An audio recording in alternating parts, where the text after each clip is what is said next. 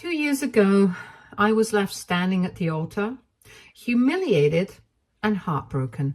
My fiance dumped me an hour before the wedding and ran off with my brother. I never saw it coming, or maybe I just ignored the signs because I loved her so much. We'd been together for 5 years and I thought we were happy, but looking back, it's clear I was blind to a lot of things. My family never treated me as their priority. My parents always favored my brother. He was the golden child, charming, successful, and the type of guy people naturally gravitated towards. I was the quieter one, the one they always compared to him, making me feel like I didn't quite measure up. It was constant growing up. Why can't you be more like your brother? Or, your brother did this, why can't you? I thought things might change as we got older, but they didn't. If anything, it got worse. Anyway, my fiance was everything I thought I wanted in a partner. She was smart, beautiful, and driven, but she had a selfish side. It wasn't obvious at first. It showed up in small ways, insisting things always go her way or never apologizing when she hurt my feelings. I brushed it off because I loved her and believed we were building a life together. I never imagined she'd betray me the way she did. The wedding day was supposed to be the happiest day of my life. Everything was ready. The venue, the food, the guests. I woke up nervous but excited, thinking I'd soon be starting a new chapter with the woman I loved. Then, an hour before the ceremony, she called me. Her voice was calm, almost cold, as she told me she couldn't go through with it. She didn't love me anymore. Then she dropped the real bombshell. She had been seeing someone else. That someone was my brother. She didn't even seem sorry about it. She said she didn't want to hurt me, but felt she had to follow her heart. I didn't even have time to process her words before I hung up. My parents, who were at the venue, already knew. My brother had told them earlier that morning. Instead of supporting me, they were trying to calm things down to avoid embarrassing themselves. When I confronted them, they defended her. They said things like, "Maybe it's for the best," and "You wouldn't want to marry someone who doesn't love you." My mom even had the nerve to suggest I should be happy for them. My dad was no better. He just stood there and told me to keep it together. It wasn't until later that I found out my parents had played a part in all this. My brother had always been interested in her, and apparently they thought she was too good for me. They decided she would be a better match for him. They'd been encouraging her to choose him for months and even promised her financial support if she left me for him. I had no idea my family could be that manipulative. I walked out of the venue that day and didn't look back. I left everything behind, my family, my friends, even my hometown. I couldn't stand being around any of them. I moved to a different state and started over. I found a job, a small apartment, and spent the next 2 years rebuilding my life. It was hard at first. I didn't know anyone, and the loneliness was crushing. But as time passed, I found peace. I made new friends, started therapy, focused on myself for the first time in my life. I didn't tell anyone where I was or how to contact me. I wanted nothing to do with the people who had betrayed me. Then, 2 years later, my ex-fiancé showed up at my door. I had just gotten home from work, and when I opened the door, I barely recognized her. She looked exhausted and worn down, like she hadn't slept or eaten properly in days. Her once confident, polished demeanor was gone. She was shaking and her eyes were red from crying. She told me that life with my brother had turned into a nightmare. He was controlling, emotionally abusive, and unfaithful. The golden child everyone adored was a monster behind closed doors. They had gotten married shortly after our wedding fiasco and now had a child together. But things had fallen apart. My parents, who had once been so eager to support her, turned on her when she stopped meeting their expectations. She said she felt trapped, isolated, and afraid. She was planning to divorce my brother, but was terrified of what he might do. He had money, connections, and a mean streak. She was scared he'd ruin her financially and take their child away. She came to me because she thought I could help. She wanted me to testify in court about how toxic and manipulative my family was. She thought my testimony could strengthen her case and help her keep custody of her child. I stood there listening to her, feeling nothing but anger. She had made her choices. She knew exactly what kind of person my brother was, and she still chose him over me. She let my family manipulate her and walked away without looking back. And now, after everything she put me through, she expected me to come to her rescue. I told her no. I didn't yell or argue. I just said no and closed the door. It felt good, but it didn't last. A couple of days later, the texts started. Somehow she told people about her visit and word spread. Old friends, even mutual acquaintances started reaching out to me. They called me selfish, bitter, and cowardly for refusing to help a woman in need. Her former maid of honor, who was supposed to stand by her at our wedding, sent me a long message about how I wasn't man enough to step up. She said I was proving my family right, that I was weak and didn't deserve my ex in the first place. I couldn't believe the audacity. These were people who had vanished from my life after the wedding. None of them had stood up for me back then, but now they thought they had the right to lecture me. I ignored most of it, but it still hurt. They had no idea what I'd been through, and they didn't care. They just wanted me to fix a problem that wasn't mine to fix. Now I'm left wondering if I did the right thing. I owe my ex-fiancé nothing. She made her bed, and now she has to lie in it. But there's a child involved, an innocent kid who didn't choose this mess. Part of me wonders if my refusal to help might hurt him in the long run. At the same time, helping her would mean letting my family and her drama back into my life, and I'm not sure I'm willing to do that. Reddit, what would you have done in my place? Did I make the right call, or am I being selfish too? Update 1. I really didn't expect my post to blow up like it did. Honestly, when I first started typing out everything that happened, I wasn't sure if anyone would even care. But here I am, reading through hundreds of comments, some supportive, some tough to read, and it's been a lot to process. To everyone who reached out with advice or even just shared their thoughts, thank you. Whether you agree with me or not, I'm grateful for the support and the different perspectives. Writing all of this out has definitely helped me sort through a lot of emotions, and I found some clarity, but it's also stirred up a lot of stuff I thought I had buried deep down. So after I posted, I spent the rest of the evening reading through comments. Some people pointed out things I hadn't even considered, like the fact that if I were to get involved with my ex-fiancé's legal stuff, it could potentially make things worse, not only for me, but for the kid as well.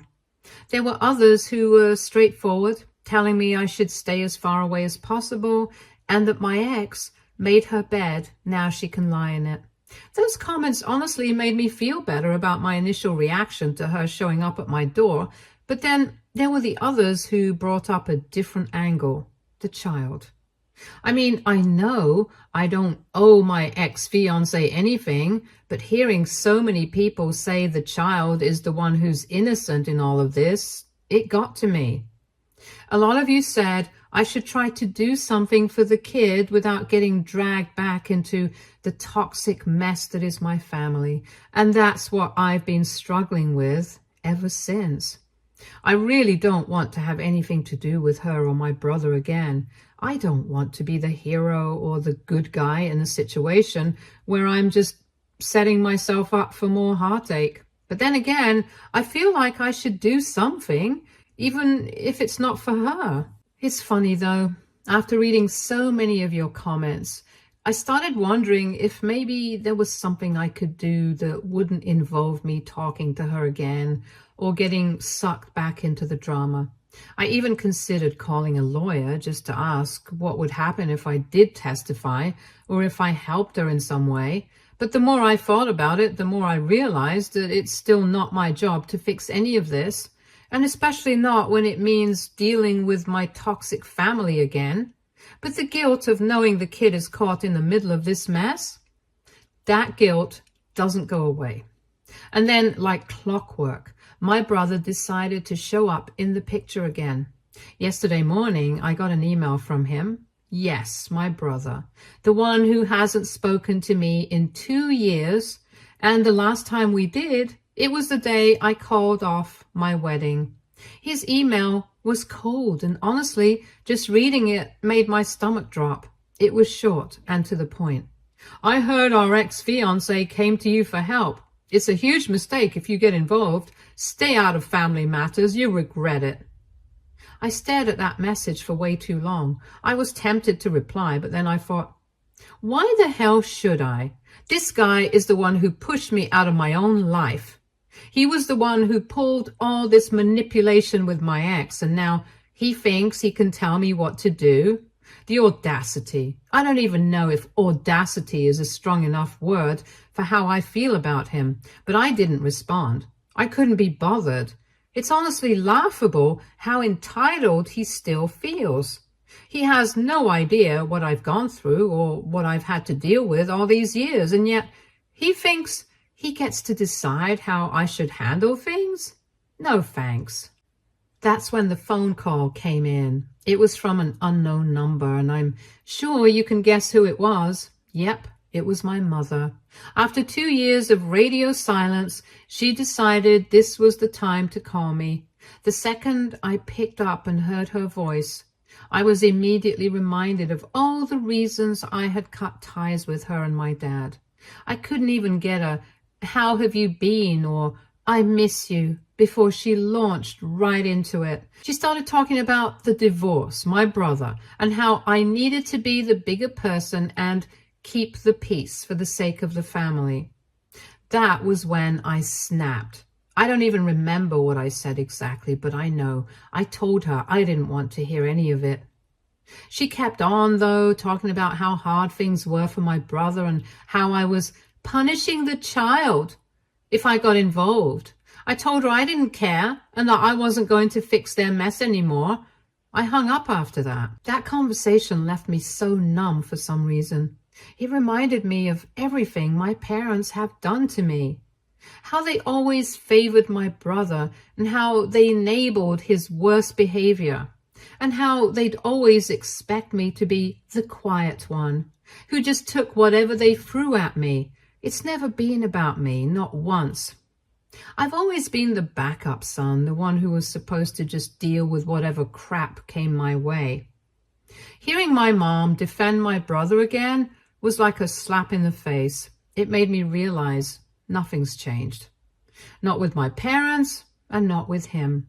And to be honest, that's why I'm not going back. As tempting as it is to take the moral high ground, I know I'd only be putting myself back in the same toxic cycle, so I'm done. I made my peace with walking away, but this situation has opened a lot of old wounds that I thought I had healed.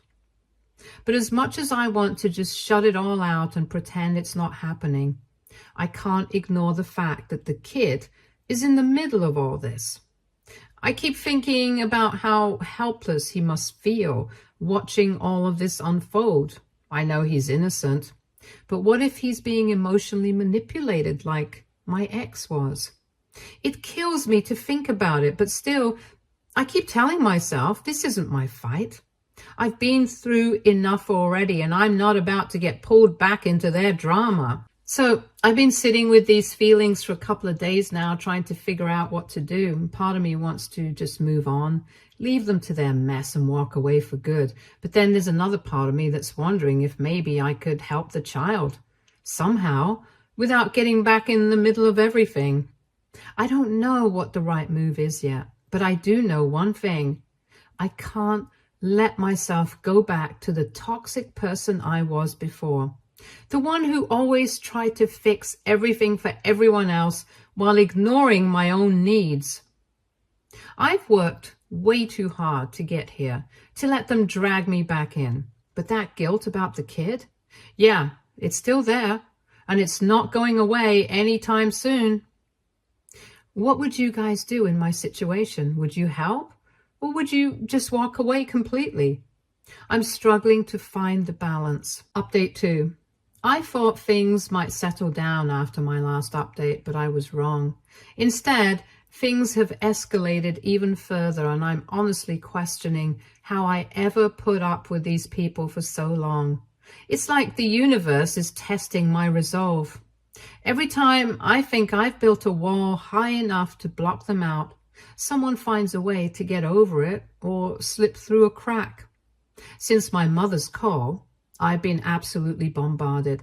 It started with a few texts from extended family, my aunts, uncles, cousins, and now it's like they've all formed this united front.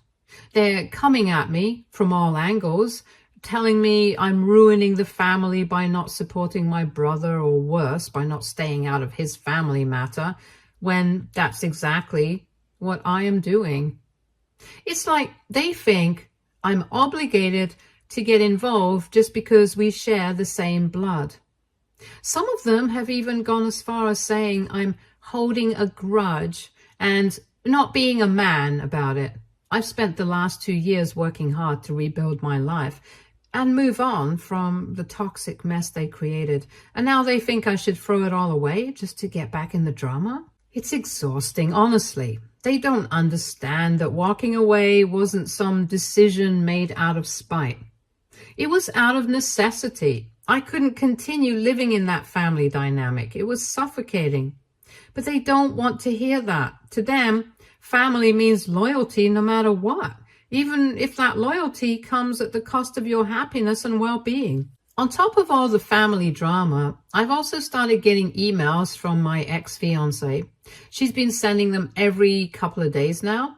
At first, I just ignored them, but eventually I gave in and opened one. I almost wish I hadn't, because they were all the same. She's begging me to reconsider and keeps emphasizing how much I could help her and her child. Each email is more desperate than the last, and now she's even started sending pictures of the kid.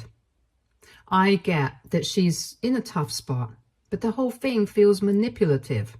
She knows I'm not heartless, and I think she's trying to use that against me. It's like she knows if she tugs at my heartstrings, I'll cave. The thing is, I'm not stupid. I see what she's doing, but I can't pretend it doesn't make me feel guilty. I didn't ask for those pictures, and I didn't want them, but she knows I'll look at them. And the kid's face in those pictures, his little eyes looking up at me, guilt trips me more than anything else. I can't shake the feeling that I'm letting him down, even though I know I'm doing the right thing by not getting involved. And just when I thought things couldn't get worse, one of my old friends called me out of the blue. He's someone I haven't spoken to in years, but apparently he heard about the whole situation through the grapevine. He called me late one evening, and when I saw his name on the screen, I almost didn't answer. I wasn't in the mood to have another "you should do the right thing" conversation, but I picked up anyway. He didn't even waste time with pleasantries, just jumped right in, saying I should be the bigger person and help my ex-fiancé out, even if it's just to protect the child. He went on about how I couldn't just let a kid suffer because of what my brother did. I don't know if he didn't get the full picture of everything or if he just didn't care, but it was clear to me that he was just assuming I'd help because it was the moral thing to do. He painted it like I was some kind of monster for not immediately jumping to her aid. I told him I couldn't help, and that this was a situation between her, my brother, and my family, not me. But he wasn't hearing it. He said I was being stubborn, that I was holding on to grudges, and that this kid needed me. He made it sound like I was abandoning someone who was clearly in need, but that's the thing. She's not the only one in need. I've spent so many years in this toxic environment taking care of everyone else's problems and never dealing with my own. I'm done with that. I ended the call quickly, but it left me feeling even more conflicted. As much as I wanted to defend myself and explain why I wasn't going to get involved, I didn't. I know it's not my responsibility to clean up this mess. I know she and my family made their choices, and now they have to live with them. But the guilt, it's still there, no matter how hard I try to shake it. It's been hard to focus on anything else lately. I find myself second-guessing everything. And the other day, I went out with some friends to try to take my mind off things, but I couldn't stop thinking about the situation. One of them even joked about how I was being a good Samaritan for not getting involved, and I had to laugh, but it wasn't funny. It just made me feel even more isolated. None of my friends really understand what I'm going through with this. The few people I have left from that old life are either too scared to speak up or just assume I'm doing the right thing. But it doesn't feel like the right thing, not when a kid is in the middle of all this. I've also been thinking about how my ex-fiance's situation could get worse. If my brother and my parents keep pushing for full custody, I honestly don't know what could happen. My family has always been good at manipulating the system, and I've seen them do it before. I'm worried that the child could get caught in a situation that's just as bad as, if not worse than, what he's already dealing with. But even with those thoughts in my head, I still can't bring myself to get directly involved. So I'm still stuck. Part of me is telling myself that staying out of it is the right call, but another part of me keeps wondering if I'm making the wrong decision. If I don't help, will I regret it forever? And if I do help, will it just drag me back into their toxic world? It's a no-win situation. What would you do in my shoes? Would you help the child, even if it means getting involved with your toxic family again? Or would you just keep your distance and let them figure it out on their own? Update 3. After reading through more of your comments and spending a lot of time thinking about the situation, I decided I couldn't sit back and do nothing for the child's sake. While I don't owe my ex-fiancé or my family anything, I realized the child didn't ask to be born into this mess. He's innocent, and if I have the means to help him escape the toxic environment my brother and family have created, I should at least try. But I also knew that if I were going to do something, I had to protect my peace in the process. I'm not going to let them drag me back into their world. I've worked too hard to rebuild my life and create boundaries, and I'm not about to sacrifice all of that for a situation that's out of my control.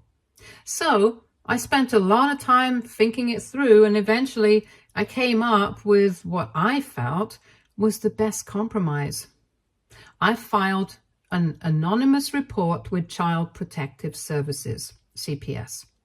At first, I wasn't sure if this was the right move, but as I considered the situation more, it became clear to me that this was the only way to potentially help without being dragged back into the chaos. I sat down one evening with all the information I had, everything my ex-fiancé had told me about my brother's behavior, how my parents treated her, and just how toxic and manipulative the family dynamic had always been. I included every relevant detail I could think of. I didn't just talk about the physical and emotional abuse my ex-fiancé had suffered. I also highlighted how my brother's controlling behavior had affected everyone around him, especially her. How he'd always used his charm to manipulate people, including my parents, into turning a blind eye to everything he did. I made sure to mention how my parents had enabled him at every turn, always making excuses for him pushing me aside in the process. I knew that if CPS were to look into the situation, it would give them some much needed context about the environment the child was in. They needed to understand that it wasn't just my brother's behavior that was the problem. It was also the way my family had always chosen to enable his actions instead of holding him accountable. I even included screenshots of some of the emails my ex-fiancé had sent me. She had mentioned how scared she was for herself and the child, how she felt trapped in the marriage, and how she had no one to turn to. I knew I didn't have direct evidence of abuse towards the child, but I hoped that CPS would see enough in what I shared to open an investigation. Maybe they wouldn't find enough to intervene, but at least they would know what was going on. I needed to be sure that someone was looking out for the child, even if it wasn't me. Filing that report felt like a weight lifted off my chest. It was the right thing to do, but I didn't have to re-enter the chaos of my old life. I made sure that CPS knew I wanted to stay anonymous and that I didn't want to be contacted for follow-ups or involved in the case in any way. I didn't even want my name mentioned. I just wanted to make sure that the kid was safe, and I figured if CPS thought there was any merit to my report, they would investigate it further without my involvement. I didn't expect any immediate feedback or any kind of closure. It was unlikely CPS would give me updates, and even if they did, it would probably be after they conducted an investigation. I was at peace with knowing that I did what I could. I didn't have to reopen the old wounds of my family's mess, and I didn't have to get caught up in their drama anymore.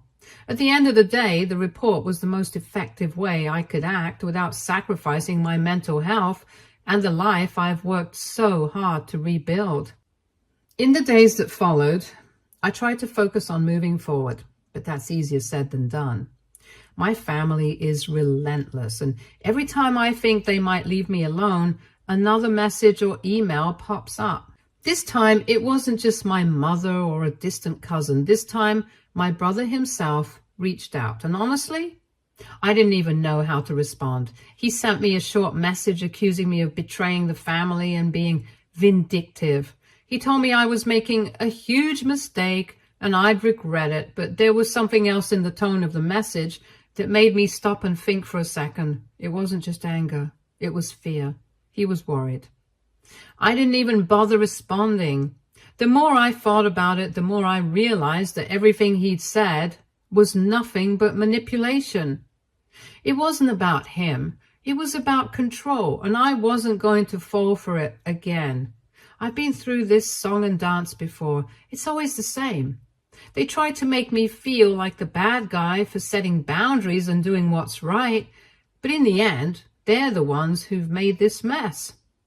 I don't owe them an explanation anymore, not about anything.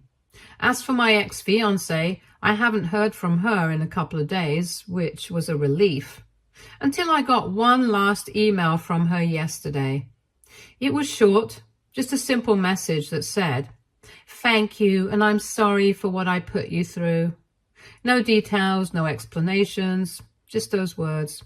It left me with mixed feelings. On one hand, I'm glad she at least acknowledged the pain she caused, but on the other hand, it made me realize just how much she's going through. Maybe something has shifted in her situation, or maybe she's finally seeing the reality of her circumstances. Either way, it's clear that she's still struggling. I don't know what's going to happen next with her custody battle, but if there's even a small chance she could get the child out of that toxic environment, I hope it works out for her. But I have to remind myself that I can't get back involved. I can't fix her problems, and I've already done more than enough to help. Now it's up to the authorities. If CPS investigates and finds enough to act, I've done my part. If not, then I'll have to accept that I can't control everything, no matter how much I want to. Thank you to everyone who has offered advice, support, or even tough love. Your comments really help me see the bigger picture. and they gave me the strength to act without second-guessing myself. And for anyone reading this who might be in a similar situation, it's okay to protect your peace. You can care about others and still maintain your boundaries. Sometimes doing the right thing means stepping back and letting the system do its work. You don't have to fix everything on your own. Do what you can and leave the rest to those who are better equipped to handle it. I don't know what's going to happen next with my ex-fiancé, my brother, or any of this mess.